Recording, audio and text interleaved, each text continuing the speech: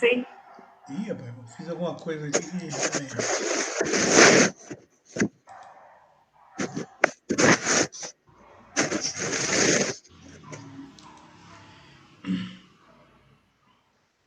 Então, nós vamos falar hoje, né? Nós vamos fazer a primeira reunião do grau peregrino, que nós vamos até daqui a pouco detalhar um pouco melhor, com a conversa sobre sabedoria iniciática das idades. Ou seja, do que nós falamos daqui para frente, né? Por favor, fechem os microfones. Do que nós falamos, né? Dentro da nossa sociedade, qual que é o enfoque que é dado ao mundo, né?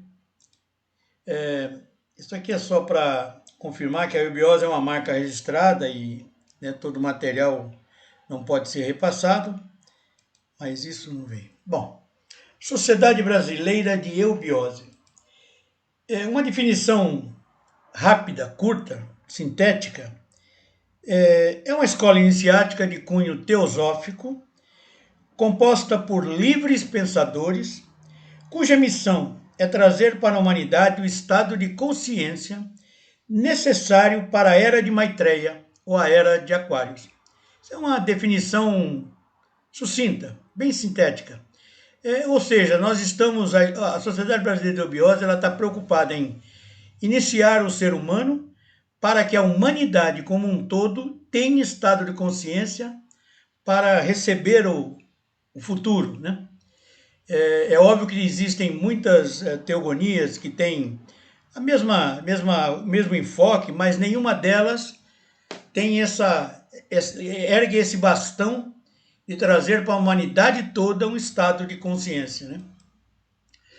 A nossa iniciação ela é composta de algumas etapas. A primeira inicial nós chamamos de grau peregrino, mas o correto é curso e para iniciantes, né? Porque ele não chega a ser um grau. Então seria o peregrino e mais 4 graus iniciáticos: Manu, Yama, Karuna e Astarote. Cada grau desses tem 6 meses mais ou menos, então o nosso objetivo é fazer um grau de setembro a fevereiro, de março a agosto, setembro a fevereiro e assim por diante, né? É óbvio que nós temos algumas paralisações no Natal, no Ano Novo, né? Porque aí fica complicado demais, mas o resto do ano nós temos os feriados, a gente adota nem todos, né? Agora, usando mídia, né? Usando sistema online, nem isso nós temos usado para aproveitar as aulas. Antigamente, a duração de cada grau era de 1 ano. E a gente está procurando, já de 10, 15 anos atrás, né? Está procurando fazer em 6 meses para agilizar, né? O atual ciclo, as pessoas têm um pouco mais de ansiedade, né? Mas 6 graus. É um curso para iniciantes, né? O período nós vamos fazer todas as quintas-feiras, exceto no fim do ano, né? Aí a gente vai avisar sempre que tiver algum problema, de setembro a fevereiro, às 8h15. Esse é o nosso programa. Os instrutores, nós vamos nos revezar, não de maneira linear, mas há um revezamento. É a Lúcia Helena, do Santos Cordeiro, é o Ney, que estava conosco agora aparecendo, e eu, né?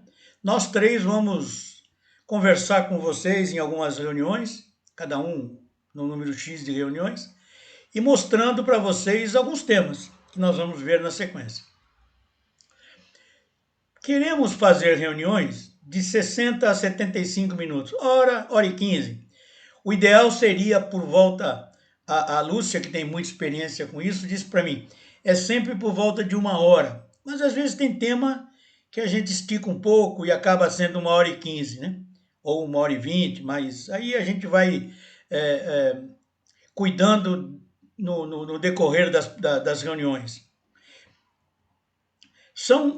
Por serem aulas com temas sequenciais, eu gostaria que ninguém tivesse o enfoque para elas de palestras. Não são palestras. A partir de agora, a gente não está falando mais em palestra, está falando em curso. Então são reuniões, eu prefiro o nome de reuniões, aula eu acho um pouco pomposo demais, mas são reuniões para que a gente apresente alguns temas e estude sobre alguns temas, medite sobre alguns assuntos, e eles sendo sequenciais, merecem que sejam, ou precisam que sejam feitas sem falta, né? Quando você perde uma reunião, você cria um buraco que muitas vezes esse buraco é irreparável. Fica um vazio ali em determinada sequência de conhecimentos, né? Quando as aulas eram presenciais, e agora também eu me coloco à disposição se precisar para algum reparo, mas quando as aulas eram sequenciais, o pessoal chegava um pouco antes e a gente rapidamente, em 20 minutos, meia hora, passava a aula anterior, né? Hoje a gente pode até, se for o caso, um motivo sério, a gente pode até marcar uma vídeo fora de hora para conversar sobre um assunto que faltou. Mas o ideal é que não, né? Que todo mundo acompanhe todas as aulas. Afinal de contas, agora não tem mais chuva, vento, nem nada, né? Como se trata de um curso, é óbvio que existe uma passagem para o curso seguinte, né? Aqueles 4 graus que eu falei sequenciais, eles vão dependendo sempre do anterior. Então, para que a pessoa esteja apta a passar do peregrino para o Manu, é fundamental que ela tenha assistido no mínimo 75% das reuniões. Né? Por quê? Porque isso traduz um conhecimento do material que foi apresentado. Como vocês vão receber uma yoga para fazer, uma yoga mental, né, para fazer durante o grau, é importante que as duas coisas somadas, né, a parte de, digamos assim, a parte de ritualística, que seria yoga, com a parte das aulas, dá a base necessária para você poder passar para o grau seguinte. Então é fundamental isso. E é isso que o Ney está fazendo hoje, já anotando o pessoal da primeira reunião. Eu farei nas próximas. Como se trata de um curso, porém, a parte mais central do curso começa na 4ª reunião, a gente sempre considera que na primeira, segunda reunião, na terceira, tá bom, na terceira é possível começar o curso. Na 4ª já tem que estar presente para poder fazer a sequência. Se não, para frente já fica mais complicado, aí quase impossível. Que na 4ª reunião é que a gente vai falar sobre a yoga do grau, sobre a parte, digamos assim, mais mística, né, do grau. Então, essa informação é importante se vocês vão conversar com algum amigo, um conhecido, que quem não veio nessa reunião pode vir na outra, não tem problema.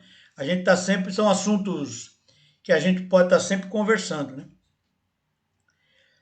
E o mais importante de tudo, né? Eu uso uma expressão que não é bonita, não é né, bonita de escrever, mas é assim, nós temos que aprender a ruminar os nossos conhecimentos, a ficar com ele aqui do lado. Então, durante a semana, a gente tem que pensar sobre o assunto que foi conversado na aula anterior, para que aquele assunto comece a fazer sentido para nós, né? Se é que vai fazer sentido, ou se não fizer sentido, que a gente possa conversar com o instrutor para alguma coisa que não entendeu, não concorda, mas não entendeu, não percebeu da mesma maneira, enfim. Mas para isso precisamos pensar sobre o que conhecemos. Então é importante sempre anotar, né? É importante escrever, apesar de nós estarmos aqui falando, tem um caderninho do lado, alguma coisa que escreve. No Peregrino e no Manu, a gente acaba fornecendo algum material para estudo, né? Porque como os assuntos são teosóficos, isso até é possível. Mas nos outros graus, não, né? Então, nesse curso nós vamos abordar alguns temas, só para que a gente tenha uma referência. Nós vamos falar sobre teosofia e religião, ou seja, as diferenças e igualdades entre teosofia e religião, leis naturais e as 3 leis fundamentais, Nós vamos falar sobre Tattvas e a Yoga, que é a Yoga dos Tattvas. Vamos falar sobre a constituição oculta do homem. O que é o homem, né? Isso é importante. Vamos falar sobre uma aula sobre cosmogênese, só para dar um básico de cosmogênese. Uma aula de antropogênese, também básico, só para ver a evolução humana na face da Terra, chegando até o Brasil. E doutrina dos avataras, que talvez seja um dos grandes diferenciais do colégio do professor Henrique José de Souza. E eubiose, né? A última reunião é falar sobre eubiose. Ou seja, nós vamos nos preparar para, no final, sabermos o que é eubiose. Por isso é que eu dei uma definição um pouco sucinta e sintética ali né? Bom, é importante anotar o que está sendo dito. Uma má notícia ou uma boa notícia ou uma notícia. Iniciação é pessoal e intransferível. Ou seja, ninguém pode iniciar ninguém. Nós vamos trazer para vocês conhecimentos. E posturas, e mantras, e yogas, enfim, todas as ferramentas. Mas a iniciação é algo que é pessoal. O Ney gosta de falar que, como o ciclo é de trabalho, a iniciação é uma parte do trabalho. Isto é trabalho. É um trabalho pessoal que você vai levar para a humanidade em algum momento.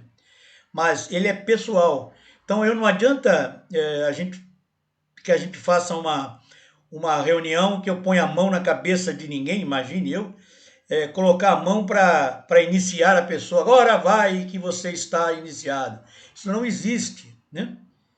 Se vocês lerem alguma coisa sobre as iniciações gregas ou mais antigas, vocês vão perceber que o discípulo passava 7 anos pensando, para depois passar mais 7 anos entendendo se ele deu a resposta correta. Ou seja, a iniciação é pessoal. Ninguém transfere para ninguém, nem marido e mulher. É para poucos, né? Tanto que eu mandei convite para umas 150 pessoas, a Lúcia deve ter mandado para umas 500, que a Lúcia tem um portfólio bom, mas nós temos 20, 30 pessoas no máximo, né? 34 pessoas me confirmaram a presença, não sei se agora já tem as 34, mas... Enfim, as pessoas se atrapalham por N motivos. Na verdade, a iniciação é para quem quer fazer as perguntas, né? Então, essas 3 perguntas que todos sabem, né? Então, esse é o problema. Mas a sabedoria iniciática das idades, se vocês estiverem lendo algum livro, ou Ciência das Idades, Ciência Sagrada, Sanatana Dharma, Gupta Vidya, Revelação Primordial, Ciência Divina, Teosofia, Ciência Eubiótica, tudo a mesma coisa. Revelação Primordial é sabedoria iniciática das idades. Ou seja, cada teogonia, cada colégio, cada escola de cunho oriental ou menos oriental, acaba dando um nome extraído quase sempre, como o caminho é único, a verdade é única, quase sempre uma forma de ver a verdade inicial. Então, esses nomes são só para vocês se posicionarem quando estiverem lendo um texto, vendo alguma pessoa falar, né? Bom, origem, como é que o homem passou a pensar, né? O homem pensante, porque para nós é muito, é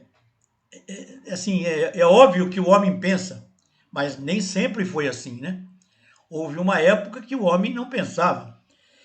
Ou seja, ele não tinha o corpo mental, ele não tinha esse atributo. Então, as tradições, é uma coisa que a gente precisa começar a prestar atenção.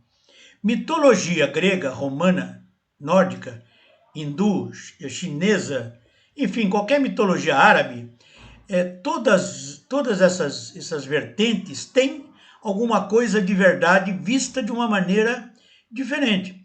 A religião católica fala do paraíso, né? Na verdade, para a teosofia, quando os homens não tinham ainda o atributo do pensamento, da mente, éramos alma-grupo, é o que as escolas, por exemplo, principalmente a mitologia grega nos mostra.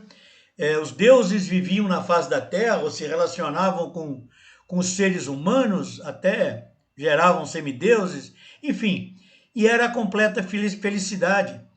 A gente vai ver ao longo dos estudos que essa era tem a ver com a inclinação da terra, enfim, tem uma série de coisas físicas que aconteceram que são análogas, significaram alguma coisa na parte cósmica, né? Então, nós éramos almas grupo, vivíamos como deuses, felizes. E aí, há 14 milhões de anos atrás, mais ou menos isso, menos isso, recebemos a mente.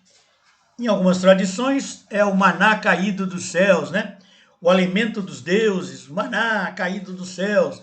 Isso é a mente, é um atributo que era dos deuses e foi dado ao homem. A mitologia grega diz que foi Prometeu que subiu aos céus e roubou a cana da luz com a mente, trouxe para a face da terra e foi julgado por Zeus e preso no Cáucaso. Isso é uma forma bonita de dizer o seguinte: deram a mente numa hora que não era para dar. Nós recebemos o mental e recebemos uma série de problemas, tá? Entre aspas, porque não era para ser um problema. Nós recebemos o mental talvez um pouco antes do que deveríamos ter recebido. Então nós não sabíamos pensar, né? É como se tivesse dado um carro para alguém que não sabe dirigir, e ele recebe o carro e fala: bom, eu preciso ir a São Paulo, eu vou, mas não sabe dirigir, então vai fazer um pouco de bobagem, né? Então esse era um dos problemas, recebemos mental e tivemos alguns problemas com isso. Só que o mental trouxe junto com ele esse sentimento de individualidade, ou egoidade, ou arrancara, que é essa coisa assim: eu sou uma pessoa. Antes nós éramos almas grupo, não tínhamos individualidade. Com o mental nós passamos a ser uma unidade. E com isso nós recebemos a mente e sua polaridade. É normal, né, que muitas pessoas, quando a gente fala em mente, a grande polaridade da mente é o coração. Mas, na verdade, a grande polaridade da mente é o sexo, né? Quando nós recebemos a mente, o homem que era assexuado, ele era andrógeno ou hermafrodita naquela época, passando para a parte sexual, ele recebeu o sexo nessa transição. Então, só que a gente não entende ou não dá atenção que mente e sexo são os dois atributos que permitem ao homem ser igual a Deus. Né? Através do sexo nós procriamos, nós geramos uma vida, e através da mente nós criamos. E se você tiver estimulado o mental, você pode criar algo real, né? Mas com a mente a gente pode criar, diga o que você quiser, música, um quadro, você cria alguma coisa, né? Então, a grande polaridade, nós recebemos nessa bagunça, que nós não sabíamos pensar, e recebemos o sexo, imagine o tumulto na cabeça dos coitados, né? Com isso tudo, o Eterno deixou-nos com o livre-arbítrio. Ou seja, como eu era uma individualidade, eu tinha a condição, ou deveria ter a condição e a capacidade de fazer a minha escolha. O livre-arbítrio, esse é o maior problema. Porque o livre-arbítrio, para o homem em geral, significa eu faço o que eu quero. E faz muita bobagem, né? Quando eu brinco sempre, eu penso assim, o livre-arbítrio de quem está no caminho iniciático, ele praticamente não existe, porque você só tem um caminho, você só pode trilhar o caminho de uma maneira, através de fazendo as coisas certas. Então você não tem escolha, você tem que fazer tudo certo. A separatividade e a responsabilidade vem junto nesse bojo de presentes que nós recebemos, né? Que é mais ou menos, só para exemplificar isso, nós éramos ligados, né? Todos ligados entre si, éramos um conjunto, e de repente um de nós, ou N de nós, começou a se destacar desse conjunto, né? Então nós passamos a ser uma individualidade, uma unidade. E quando a gente tem que voltar a ser uma unidade, né? Uma humanidade. Só que no meio disso tudo, os deuses se afastaram da face da terra. Aqueles deuses que lá no primeiro tópico conviviam com os homens na face da terra, né, que é mais conhecido na mitologia grega, né, mas a mitologia nórdica também cita muito isso. Eles saem da face da terra, deixando o homem um pouco órfão, mas não é tanto assim, não. Então diz o professor Henrique José de Souza, que é o fundador da Sociedade Brasileira de Eubiose: essa e outras tradições que se perdem na noite dos tempos não transpiraram, senão na voz dos iniciados, senão no segredo de certas ordens do próprio mestre para o discípulo, na boca que se cerra para não transmitir as coisas antes de chegarem os tempos. Mas os tempos esperados já chegaram, como exigência da própria Agartha. Com isso, então, quando os deuses saem da face da terra, a gente vai identificar que começamos a ter escolas de iniciação e ordens secretas. Todas elas foram imaginadas ou foram inspiradas para que fosse preservado na face da terra aqueles valores que antes nos eram dados pelos deuses pessoalmente. Então, as escolas de iniciação antes elas eram de cunho secreto, né? Eram sociedades bem fechadas, para que o conhecimento não fosse deturpado, para que os maus não pudessem destruí-las. Então, isso era... O Ney gosta de falar que a Sociedade Brasileira de Eubiose é uma sociedade secreta com uma placa na porta, né? Então, hoje não tem mais até a própria maçonaria, enfim, todas as escolas estão muito mais identificadas hoje, né? Mas houve uma época que eram secretas, né? E as coisas passavam de boca a ouvido para que não fossem dadas antes do tempo. Ela foi estudada na China, na Índia, no Tibete. Nós vamos ver muitas vezes isso. Na Índia, na Ásia, naquela região sudeste da Ásia, China, Índia, Tibete, aquela parte mais baixa, é onde iniciou toda a nossa raça, toda a nossa humanidade, a humanidade que se conhece hoje. Então ela foi estudada lá, como lá era a contemplação, era o estudo. E ela foi, onde que ela ia ser praticada? No Oriente Médio, que era mais a parte de ação. Então, nas fraternidades de Luxor, Caleb, Monte Líbano, ou seja, Egito e Oriente Médio. A Grécia, eles eram cultuados, né? Os órficos, eleusinos, pitagóricos, dionísicos, todos esses segmentos, esses grupo de filósofos, de segmentos, eles cultuavam o quê? Toda essa sabedoria divina, nada mais, nada menos, né? Para nós, ainda bem que todo esse conhecimento foi sempre preservado. Se vocês procurarem, vocês vão identificar que até as cartas do tarô, né, do baralho, o tarô, o baralho dos arcanos e tal, ele foi criado para proteger conhecimento dos conquistadores, porque muitos países conquistavam e destruíam todo o conhecimento daquele povo conquistado, né? Eles não colonizavam, eles destruíam. Eu lembro de um livro que eu li que a própria Inglaterra, que posa de dona do mundo, eles fizeram uma invasão na China em 1200 e pouco, próximo do início do segundo milênio, e destruíram toda a cultura chinesa, né?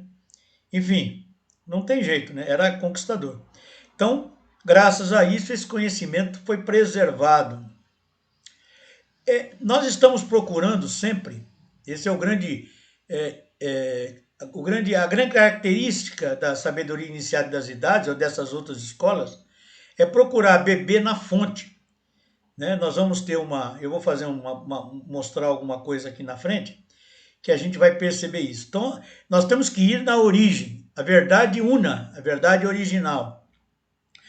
Para isso, eu vou simbolizar como a árvore da sabedoria. Né? Então, imaginemos uma árvore. Eu tenho aqui, na raiz, né, eu tenho os que nós chamamos de os gêmeos espirituais, as hierarquias inspiradoras. Elas pegam a seiva do solo, ou seja, pegam o alimento e fazem circular pelo tronco, né, o alimento que vai vivificar todas as folhas, todos os galhos, todo essa árvore. Então é óbvio que todo o alimento, ao passar aqui por essa região do caule, está muito mais forte, muito mais concentrado, que quando ele está se afastando do tronco central.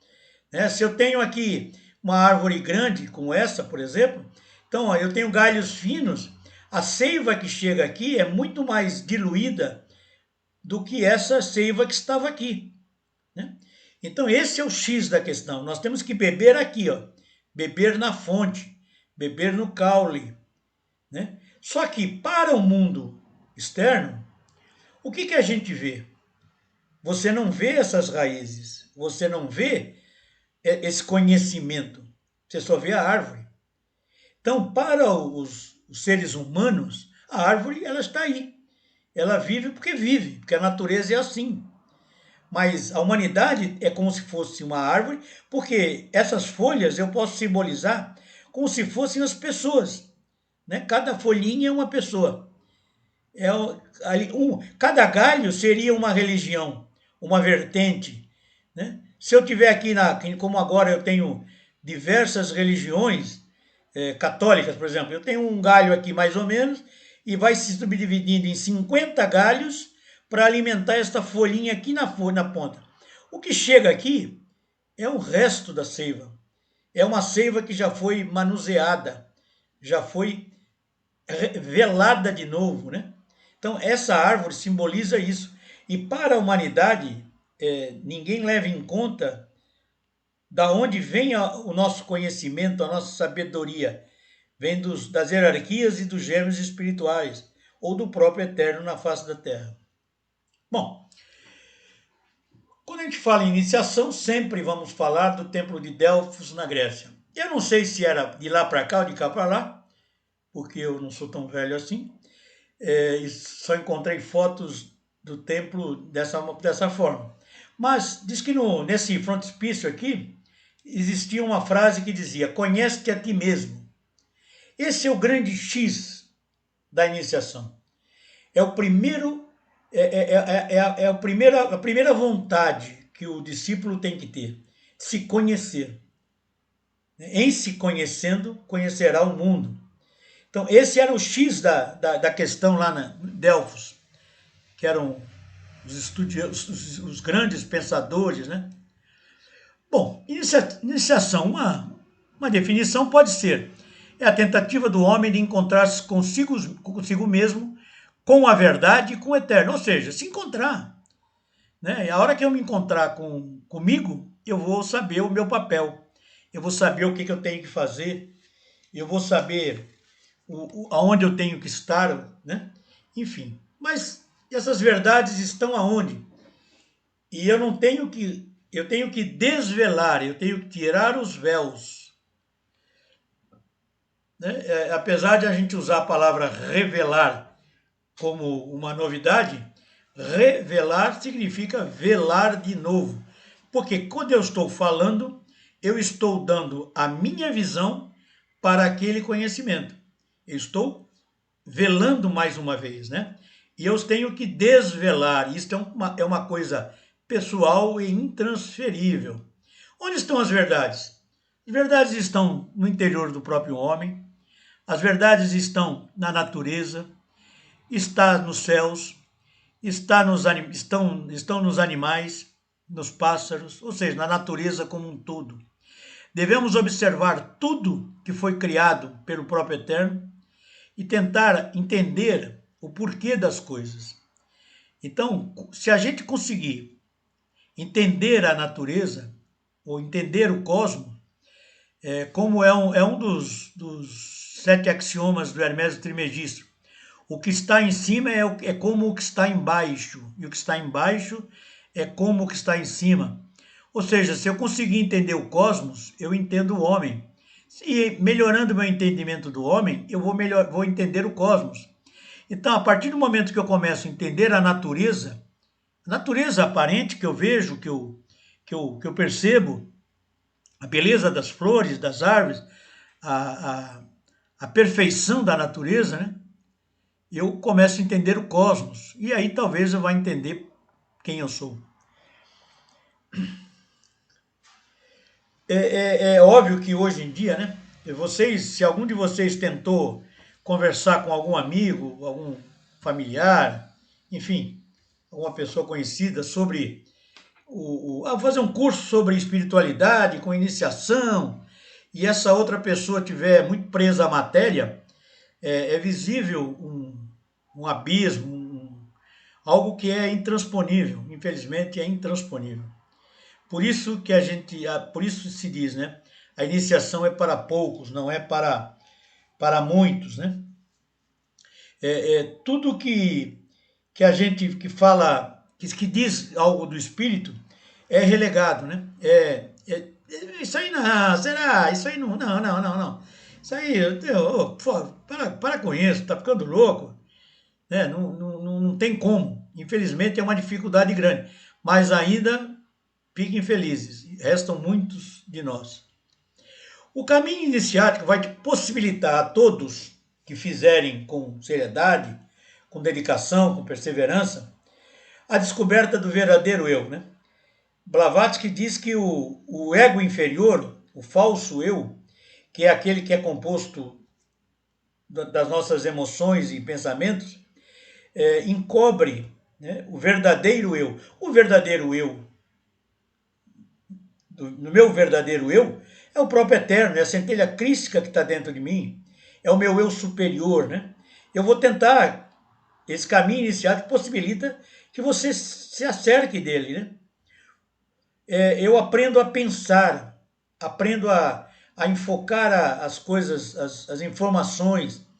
Eu vou ter equilíbrio entre mente e emoção, que é uma coisa que vocês vão ouvir, talvez possa até dizer milhares de vezes durante as nossas conversas, porque equilibrar mente e emoção talvez seja o grande desafio do ser humano, né? O professor Henrique dizia: eu quero que meus filhos, né, que somos todos nós, pensem com o coração e sintam com a razão. Ou seja, um perfeito equilíbrio. Eu passo a ser, eu não posso deixar de falar isso, uma brincadeira que eu sempre faço, eu tenho que ser igual ao Dr. Spock, né, do Star Trek. A emoção equilibrada com a mente, né? Não toma nenhuma decisão que não seja com equilíbrio. Ou seja, não podemos deixar a nossa mente enraivecida tomar uma decisão, né? Tem que ser um equilíbrio. E o caminho iniciático vai possibilitar isso. Vai depender de nós mesmos. É óbvio que quando eu começar a pensar ou a entender o que significa me aproximar do Eterno, eu vou me libertar do materialismo, daquilo. Eu não vou querer mais ter.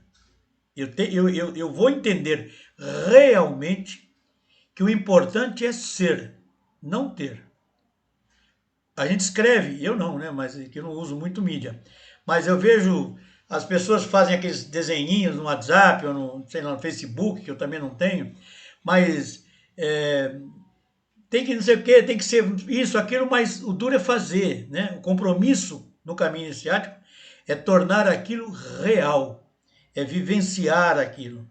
Ou seja, é importante ser, não ter. É óbvio, aqui vale um parêntese, eu tenho que ter o mínimo para eu poder viver, né? Outra coisa que o Ney gosta de falar também, a época não é para nazareno andar de sandália rasgada na rua, né? Não é assim que é o mundo hoje.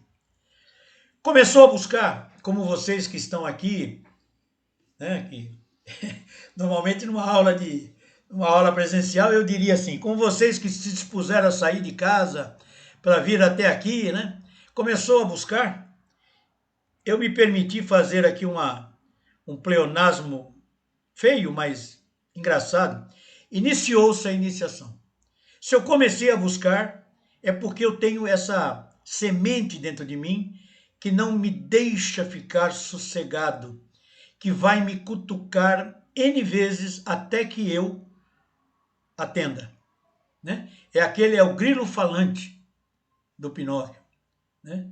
Algo que está dentro de nós. Isso eu já ouvi inúmeros testemunhos de irmãos que saíram, voltaram, que ficam com alguns problemas e dizem assim, mas eu sei que eu tenho que voltar. E é isso mesmo. Quem está no caminho, quem sabe que tem que voltar, né? E quando eu estou no caminho iniciático, eu começo a me destacar. Não porque sou melhor, não. Não. Porque a partir do momento que eu equilibro as minhas decisões, que eu começo a mostrar, a demonstrar que eu não tenho mais ligação com as coisas materiais somente, as pessoas ao meu redor, elas vão perceber, e também eu já ouvi testemunho de diversas pessoas, que diz o seguinte, as pessoas disseram, puxa, você está diferente, você está mais centrado, mais equilibrado, mais engraçado, coisa interessante, né? Você começa a mostrar uma faceta que as pessoas reparam, tenho certeza.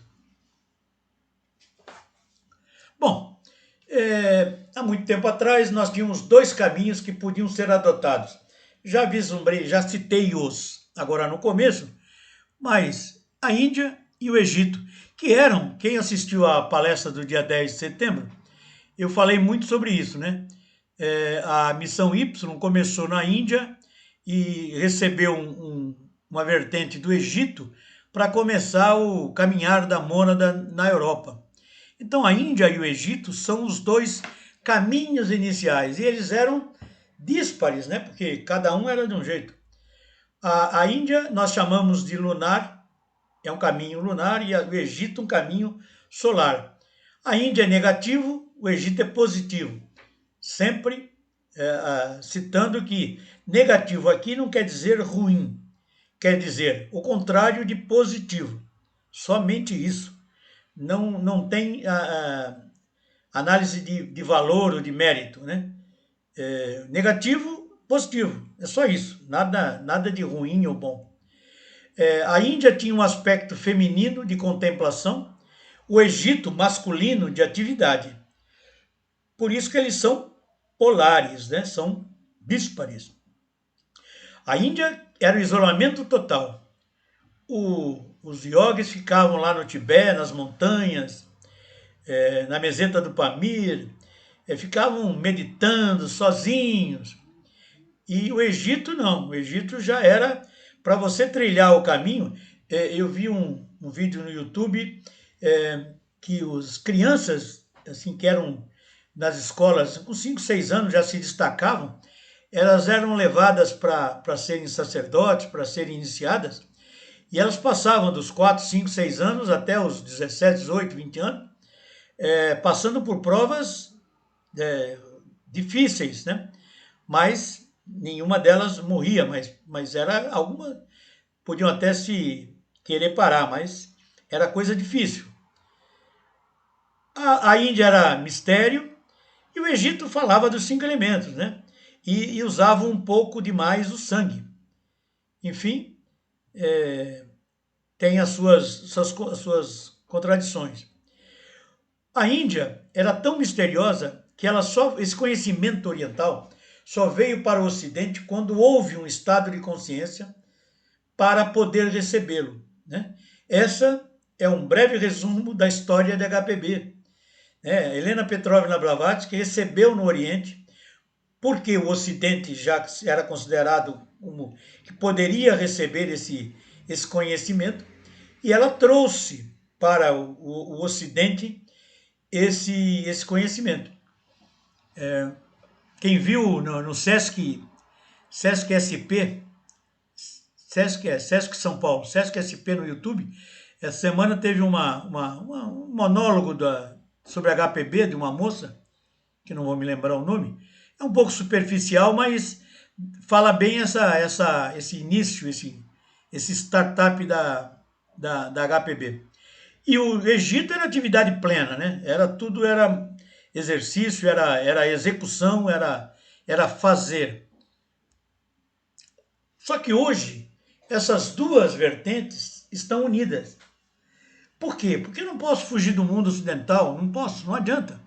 Eu não tenho como me isolar no Tibete, eu não tenho como me isolar nem no alto do meu apartamento, do meu prédio, mesmo que eu more num prédio de 30 andares, eu não consigo ficar isolado do mundo, né? Então, mas nós temos que continuar, aliás, com a introspecção e a meditação. Então, nós temos que desenvolver uma iniciação para o atual ciclo, que pressupõe nós descobrirmos momentos para fazermos a nossa meditação, introspecção, para complementar a ação do dia a dia. Ou seja, porque a gente vai ver muitas vezes que eu não posso só conhecer, eu tenho que vivenciar o conhecimento. Sabedoria é o conhecimento vivenciado. Só o conhecimento não me dá sabedoria, isso é diletantismo, só me dá conhecimento.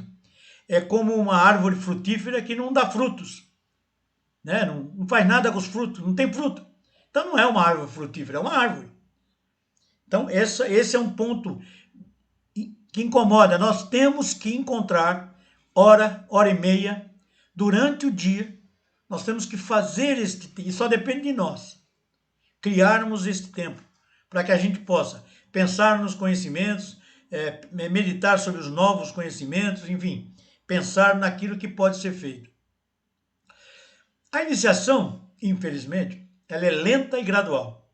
Não existe acelerador, não tem pressa, não pode ter pressa. Eu vejo alguns irmãos que entram num peregrino, não, mas eu quero chegar não sei aonde, eu já quero saber isso, e é como o cavalo paraguaio. Larga bem, mas não chega no final do páreo. Cavalo paraguaio é assim, larga que nem um foguete, na primeira curva já fica para trás. A iniciação é assim, ela é lenta e gradual, ou seja, step by step. Nós vamos sedimentando um caminho, você vai construindo uma escada. Temos alguns caminhos que eu posso utilizar para chegar ao eterno, né? Eu gosto muito desse desenhinho aqui, mas agora eu vou ver se eu consigo fazer A cruz mundanal, que é diferente da cruz do Cristo, a cruz do sacrifício, ela tem os palos iguais, né? A cruz do sacrifício, a cruz do Cristo, ela tem os palos desiguais, né? A cruz mundanal não, ela tem 2 palos iguais. Então, eu tenho numa ponta um caminho que é a religião. Através da religião, eu chego a Deus. Eu rezo, enfim, eu posso fazer minhas meditações e vou chegar. Ou através das artes, né? Se eu chegar em artes, aqui artes é pintura, é música, enfim, poema, é literatura, né? Enfim, é toda a parte de arte na melhor acepção. Por exemplo, se eu me defrontar com um quadro, como eu fui visitar a exposição do Da Vinci em São Paulo, apesar que não eram os quadros, a maior parte não eram os originais, né? Óbvio, mas eram tão bem feitos que quase para mim, que sou leigo, eram originais. E você fica olhando os detalhes, você talvez acabe chegando aonde o artista estava quando ele desenhou aquilo. Por isso que nos museus existem sempre aqueles bancos para a gente sentar e poder ficar olhando, tentando entrar em sintonia com o artista, porque se eu digo que Mozart, Chopin, Beethoven, Wagner, eles eram bafejados pelo Eterno, eles eram inspirados por valores superiores. Se eu chegar a entender a música deles, eu chego onde eles chegaram, no Eterno, né? Então, a arte é isso, eu tenho que chegar. Esta vertente horizontal, já perceberam, são dois caminhos ligados à emoção. O palo vertical está ligado à filosofia, através do pensamento, né? Da ousadia da filosofia, de filosofar, de conversar, como fazia Platão, né? Platão conversava, ia falando,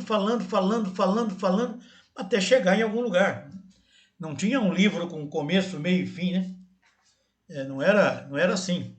Filosofia, eu chego a Deus através do pensamento, através da ousadia. E a ciência, né? A ciência eu também vou chegar, porque tem um começo para tudo. E aqui esse palo vertical, ele é o palo da mente, né? Ele é o palo da razão. Por isso também que temos que equilibrar mente e emoção. Então vamos aqui, ó. O eterno, a própria figura, o caminho que eu quero chegar ao eterno, o eterno está no centro. Ou seja, quanto mais eu ando para... Aqui é o eixo das abscissas, das coordenadas e abscissas. Quanto mais eu ando para fora, ou seja, eu subo o número, mais artes eu tenho, mais eu me afasto do eterno. Quanto mais religiões eu tenho, mais eu me afasto do eterno. Quanto mais correntes filosóficas eu tenho, mais eu me afasto do eterno. Ou seja, o importante para nós seria voltar à verdade única, a verdade central, a primeira, que é o próprio eterno. E eu tenho algumas posturas que eu posso adotar. Como são quatro vertentes, 4 raízes, eu posso querer, ousar, calar e saber. Então, se eu quiser querer ousar, né, é uma postura que eu posso ter, que eu vou reunir filosofia e religião. Eu posso querer calar quando eu estou vendo um quadro, ou escutando uma música, lendo um livro. Eu quero calar, eu vou ficar quieto, contemplativo. E eu quero saber, através da ciência, procurar explicações. Ou eu posso ter uma postura que eu ouso querer, ou ouso calar, ou ouso saber. Ou eu sei querer, saber querer, enfim, eu tenho 12 posturas que eu posso adotar. Porém, o básico é a religião, quando ela precisa se exprimir, que ela precisa explicar Deus, ela procura a filosofia. Então, a religião, ela vai tentar chegar aqui, ó, para se juntar com a filosofia. A filosofia, quando ela tem que chegar a Deus, ela vai tentar, ela ousa falar, ela ousa pensar, e ela vai usar a arte para demonstrar aquilo que ela pensa. A arte vai tentar, através da ciência, demonstrar esse atributo especial que ele tem. E a ciência, ora, dizeis Einstein, a ciência vai provar que a religião existe. Né? Aquela teria dito, não sei se é verdade, mas é bem próprio do Einstein, se não for isso, Deus existe. E os últimos cientistas já estão muito mais próximos de Deus do que os antigos, né? Enfim. Ou seja, então, essa roda, que nós podemos dizer que é uma roda pramântica, porque é todo um conjunto de regras e modos para a evolução, ela começa a circular. Quando ela circula, né, uma coisa quadrada, ou quadrada, assim, na forma de cruz, que começa a rodar, ela assume uma postura, ou é igual uma roda de carro, que você vê só algumas partes da roda, uma hélice, um ventilador, né? Então, ele forma um símbolo milenar, que é um símbolo de 3, 4 mil anos atrás, no Oriente, na Índia. que é conhecido por todas as tradições, que Hitler acabou usando de maneira errada, mas ninguém corrige esse erro. Então fica um mal-estar quando as pessoas veem esse símbolo, que na verdade é um erro gravíssimo que precisava ser corrigido, né? Mas na verdade, isso tudo que eu falei mostra para vocês como foi construído este símbolo, que é uma cruz milenar para identificar um trabalho, né? E aqui na internet, a cruz suástica, ela roda para o lado direito. Então, o palo aqui é assim, né? É girando assim, né? Então, o palo vem para cá. Quando ela gira no sentido da esquerda, o palo seria para cá, concorda? Esta é a cruz do Hitler. É a cruz que ele chama de suástica, mas na verdade é a sovástica. É uma cruz de involução. Da direita para a esquerda é um símbolo de desordem. Da esquerda para a direita é um símbolo de ordem, de evolução, de construção. Este erro ainda tem que ser refeito no nosso mundo ocidental. Porque Hitler usou um símbolo das tradições milenares e vale mais o que ele fez do que o que é. E na verdade, Hitler, além do mais, ainda inclinou isso aqui em 23 graus, né? Porque o dele é da direita para a esquerda e inclinado, né? Ele fez uma cruz dele, então não tem nada a ver. A cruz mundanal, ela girando para poder fazer a evolução, ela é a suástica. Bom, eu vou traduzir aquela cruz de uma outra maneira, né? Os vertentes: religião, filosofia, artes e ciência. A origem, o eterno como quinta coisa ou ponto central, que transforma, por isso que a pirâmide tem uma série de símbolos em cima, dentro dela, ela tem uma representatividade de forças, enfim, enorme, porque ela traduz ela tem em si essa simbologia da quinta essência divina. Ou seja, 4 mais 1. Esta quinta coisa, a quinta essência divina é o próprio eterno. É o próprio centro daquela cruz mundanal. Bom, nós vamos adotar o método Devanagari, que é um método que sugere a existência de algum caminho e procura desenvolver este caminho. É como se você estivesse atrás de algo que talvez não seja verdade, mas você vai provar que é verdade. Então, é um método de pensamento, né? Um método de raciocínio, de uso do mental. A iniciação ela pode ser real ou simbólica. A iniciação básica é adquirir conhecimentos.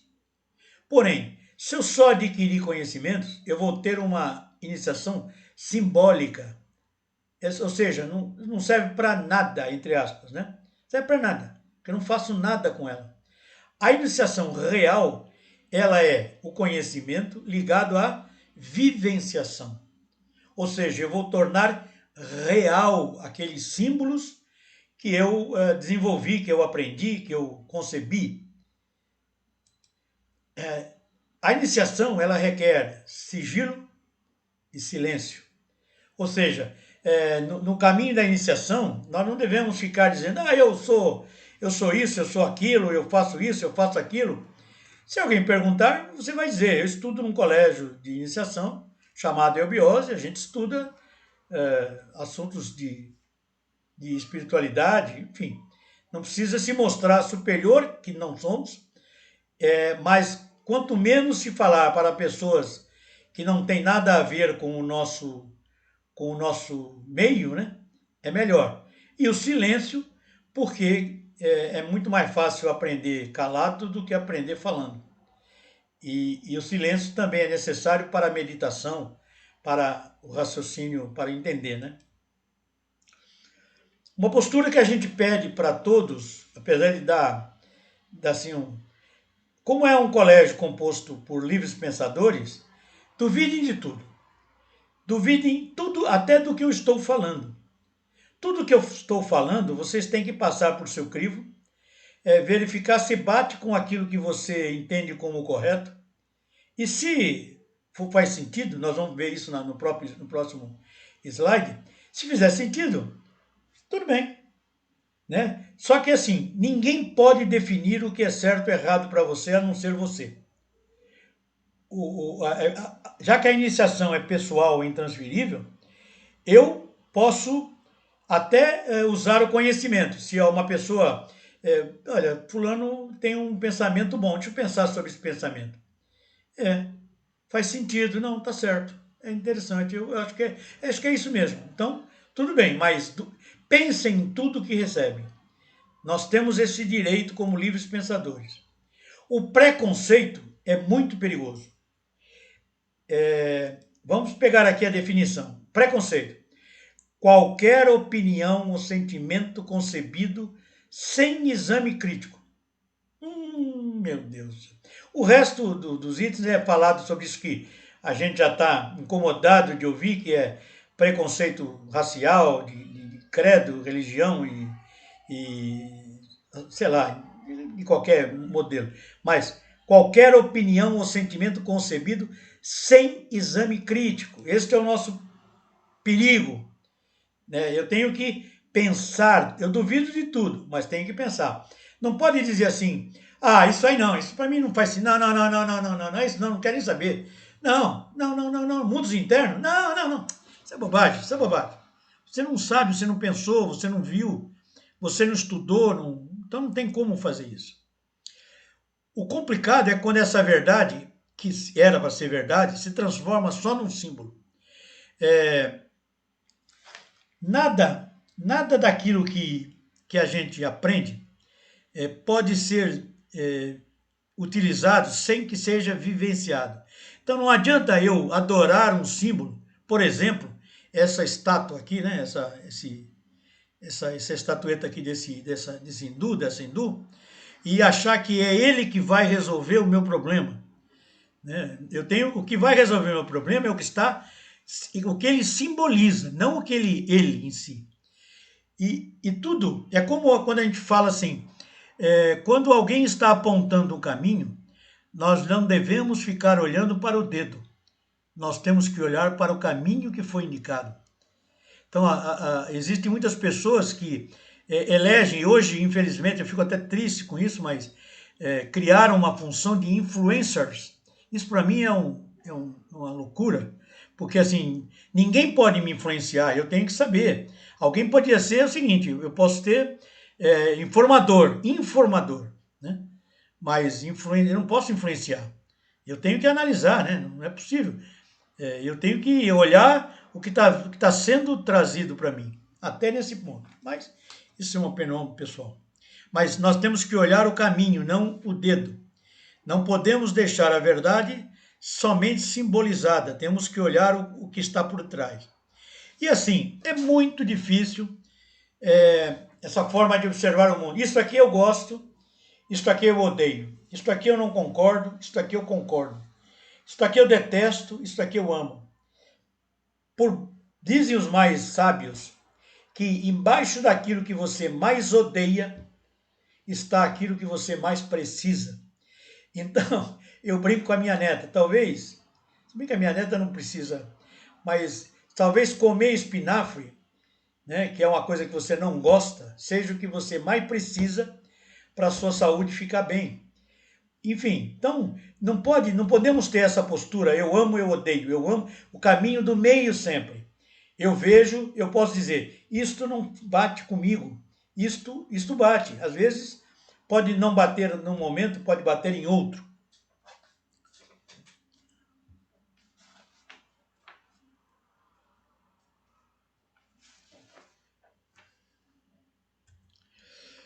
A postura indicada para quem vai buscar a iniciação, nós devemos ser ecléticos, ou seja, a gente pode ler tudo.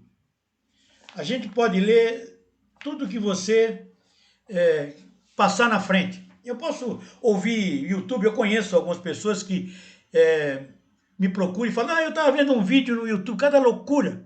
Mas está certo, tem que ver. Tem que ver. Tem que ver tudo.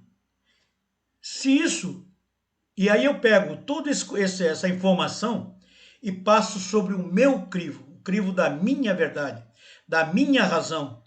Se aquilo fizer sentido para mim, se eu concordar com aquilo, eu incorporo, eu sincretizo aquilo. Então, a postura principal não é assim, sou teosofista, eu não vou ler mais nada. Não é assim. Eu posso ver tudo, posso ver qualquer coisa, até aquilo que eu não gosto. Mas eu vejo, e talvez eu aprenda alguma coisa, talvez não, mas tudo vale a pena se a alma não for pequena, se a vida não é pequena. Então, essa postura é a mais indicada para nós, e ainda mais face a essa verdade, esse mundo que nós vivemos, que é de mídia, de muita informação, né? Agora, importante, temos que sair da posição de conforto. Do jeito que nós estamos, nós temos que sair, tem que parar, tem que perder. Eu estou cansado, porque aí agora eu jantei, eu jogo o Santos. Não vou ver o jogo do Santos. Hoje tem um show, uma live sei lá, do Caetano, do não sei quem. Não, nós temos que sair, tem que sair para vivenciar, sair para estudar. E como eu disse anteriormente, guardar um tempo para que eu possa pensar. Porque, para mudar o mundo, primeiro devemos mudar a nós mesmos. Ninguém vai mudar o mundo se não se mudar. Não tem como, é impossível. É impossível. É uma coisa sem sentido. Então, a iniciação, ela passa a iniciação pessoal, para que depois eu possa entender o meu papel no mundo. Mas para isso, para eu entender o papel no mundo, eu preciso primeiro mudar a mim. Eu vi uma das alunas que estão hoje aqui, a Ana, ela tinha no WhatsApp, dei parabéns a ela pela frase, porque era bem isto aqui. Para mudar o mundo, devemos mudar a nós mesmos. É diferente, mas a essência é essa. Guardem isso aqui, escrevam na mesinha de cabeceira. Como é que nós vamos enfrentar as dificuldades do mundo externo? Porque o mundo externo está aí. O mundo não para, não. Nós temos que ter equilíbrio diante dos problemas. Ou seja, nós temos um problema, não adianta sair gritando, xingando, batendo cabeça. Eu digo às vezes para algumas pessoas, falo, se bater a cabeça na parede e gritar, ajudar, eu vou começar, tá bom. Eu ajudo, resolve? Resolve. Então, estou gritando também, mas não resolve. Só resolve você parar, pensar, sentar, ver o leque de opções que você tem e tomar uma melhor decisão. Meu pai dizia o seguinte, um problema equacionado é um problema resolvido. Eu aprendi na minha vida e isso é verdade. Tem problemas que a gente resolve agora. Tem problemas que resolvem em uma semana. Tem problemas que resolvem em 6 meses. Mas tem tempo para tudo. Então não adianta gritar, se desesperar, não querer fazer. Tem que ter equilíbrio. E como eu falei lá atrás, ao trilhar o caminho iniciático, você vai ter esse equilíbrio. E temos que aprender a dar o justo valor às coisas, né? Porque assim, isto é muito sério. Isto não é tão sério.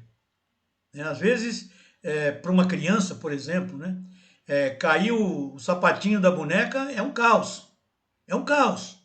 Perdi o sapato da minha boneca. Para ela, criança, é um fim do mundo.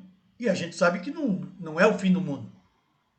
Você procura, você compra outra, fica sem o sapato, enfim. Então, na verdade, nós temos que dar justo o valor real ao problema, né? Isso é um problema. É importante. E outra coisa, falei agora lá atrás dos iogues.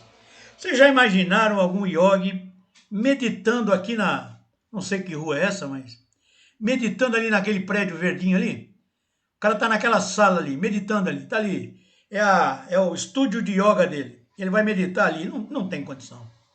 Não tem condição. O mundo é outro, né? Então nós temos que nos adaptar ao mundo. Só que assim, não adianta querer se isolar do mundo.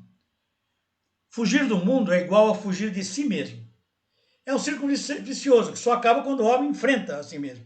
Ou seja, o mundo é uma pequena pequeno retrato da sociedade, né? Isso é verdade. Então, se o mundo é problemático, porque nós somos problemáticos. Nós fazemos a composição global. Então, na hora que eu estou procurando me entender, estou procurando... Ah, mas nem todos estão fazendo. Paciência. Faça a sua parte. Não fica resmungando a parte do outro. Isso é fraternidade, isso é caminho, né? Só que aquele que está no caminho iniciático se destaca, acaba se destacando por quê? Porque é mais sereno, porque toma as decisões mais equilibradas, né? Não se desespera, consegue fazer uma yoga ou uma meditação. A Lúcia brincava sempre que ela fazia o globo azul, que vocês vão aprender mais na frente, no trólebus 4. Né? Ela brincava sempre com isso. Eu estou indo trabalhar e eu faço o globo azul no trólebus. Mas como? No meio das pessoas? É isso mesmo. É isso mesmo. Procure um espaço para você. Então, a minha mensagem básica, né, é assim: ao trilharmos o caminho iniciado, não nos tornamos melhores do que ninguém. Isso eu faço questão de frisar. Quem está na eubiose, ou quem é mais velho ou menos velho, não é melhor do que ninguém. Apenas tem ferramentas e conhecimentos que nos possibilitarão, pelo menos em potencial, tomar melhores decisões. Então, nós temos uma diferença. Estamos procurando fazer algo. Mas ninguém é melhor do que ninguém. E vocês que estão entrando, né, também, a única diferença entre nós é que vocês são mais novos neste colégio. Quem que pode me dizer que vocês vêm de uma outra escola mais antiga, na outra encarnação, num outro tempo, e eram mais destacados? Ninguém pode me garantir isso. Então, todos nós somos iguais. Apenas eu, Ney, a Lúcia, temos uma responsabilidade que é passar para vocês os conhecimentos. E as 3 perguntas? Quando eu faço presencial, eu brinco, né? Já que ninguém perguntou das 3 perguntas, eu vou falar. Eu tenho certeza que vocês sabem quais são as perguntas, senão vocês não estariam aqui, né? As 3 perguntas são básicas do iniciado, ou do iniciante, ou daqueles que buscam a iniciação. Básico. De onde eu vim? De quem sou? Para onde eu vou? Eu tenho a minha resposta para isso. Cada um de vocês vai encontrar a vossa resposta. De onde eu vim? E o que eu era? O que eu for? De onde eu vim? O que aconteceu? Por que eu estou aqui? O que é isto, né? Quem eu sou? Isso, a constituição oculta do homem, que o Ney vai conversar diversas reuniões com vocês, vai dar uma pista para vocês. E para onde eu vou? Ah, essa é outra conversa.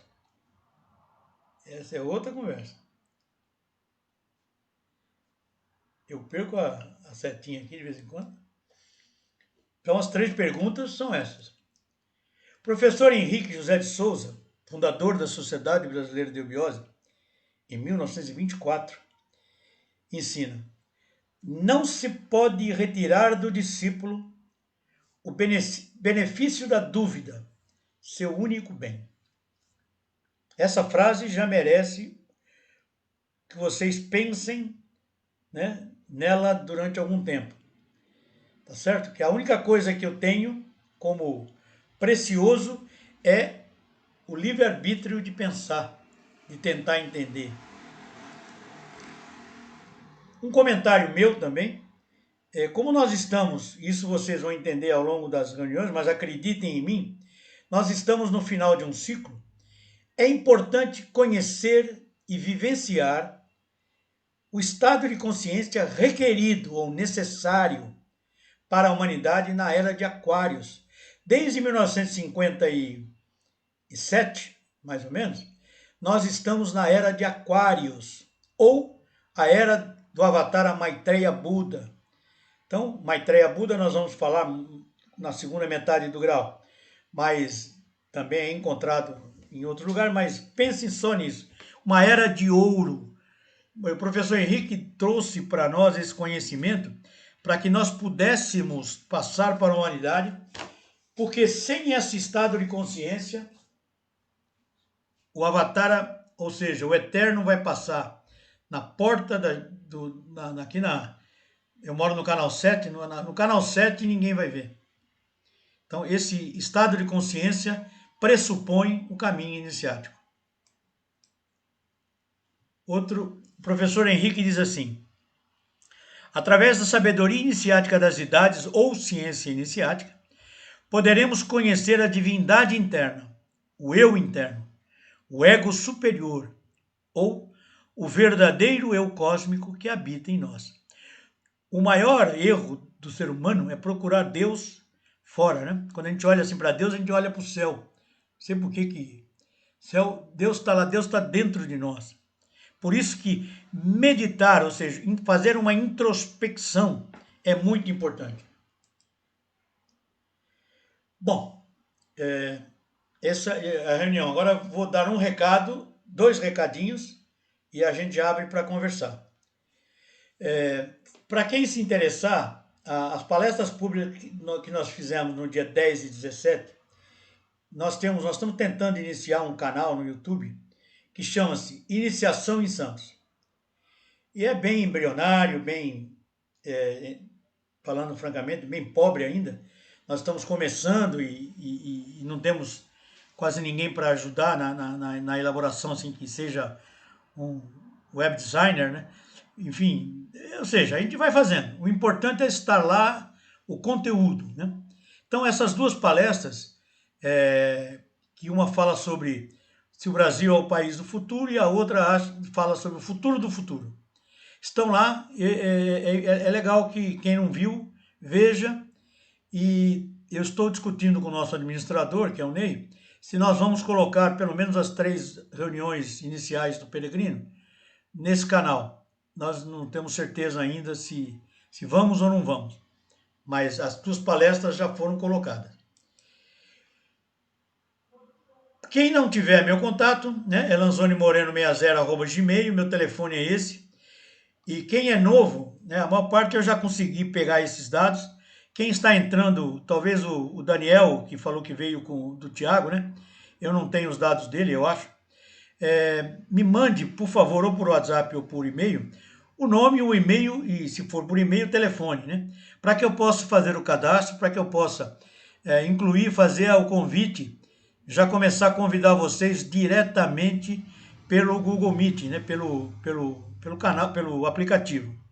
Para mim é importante isso, porque senão eu às vezes posso até esquecer alguns vão desse jeito, outros vêm depois, enfim, é meio complicado. Então, por favor, quem não fez relacionamento comigo ainda, que mande através desses canais. E alguém perguntou sobre mensalidade, por enquanto nós não vamos falar sobre esse assunto, falamos na 3ª, 4ª reunião. Tá ok? Então, deixa eu... Este é o nosso símbolo, né? E aqui fala assim, spes mestres in semine. A esperança da colheita está na semente, está na criança, no jovem, né?